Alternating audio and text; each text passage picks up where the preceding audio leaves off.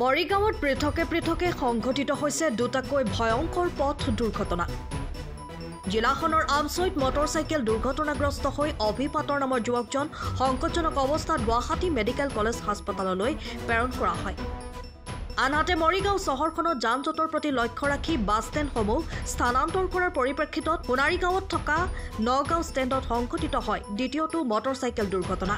দুখন মটৰচাইকেলৰ মুখামুখি সংঘৰ্ষ হোৱাৰ ফলত জাপৰি টপাতলাৰ আজমান স্বামী নামৰ যুৱকজনক মুৰ্মুষ অৱস্থাত উন্নত চিকিৎসাৰ বাবে গুৱাহাটী মেডিকেল হাস্পতাললৈ প্ৰেৰণ কৰাৰ লগতে ৰাজ্যিক সাংবাদিক সন্থাৰ মৰিগাঁও জিলা সমিতিৰ সম্পাদক চৰাইবাহী গাঁৱৰ মিণ্টু মেধি আৰু বৰচকাবাহা শান্তিপুৰৰ মহম্মদ আলী নামৰ যুৱকজনক মৰিগাঁও অসামৰিক চিকিৎসালয়ত ভৰ্তি কৰোৱা পৰিলক্ষিত হয়। মৰিগাঁৱৰ পৰা আহি আছো, বাইকখন সাৰ্ভিসিং কৰি আহি আছিলো। আহি থকা অৱস্থাত এইফালৰ পৰা পিছফালৰ পৰা আহি এখন গাড়ীয়ে মোক পিছফালৰ পৰা খুন্দা মাৰি দিছে।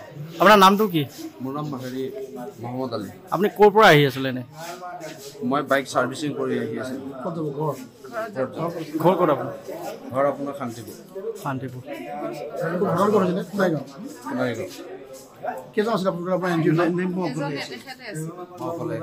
মৰিগাঁৱৰ পৰা শশীকান্ত বৰদলৈৰ ৰিপৰ্ট, টাইম অফ আছা। সময়ৰ খবৰ সময়ত পাবলৈ ফলো কৰক টাইম অফ আছা।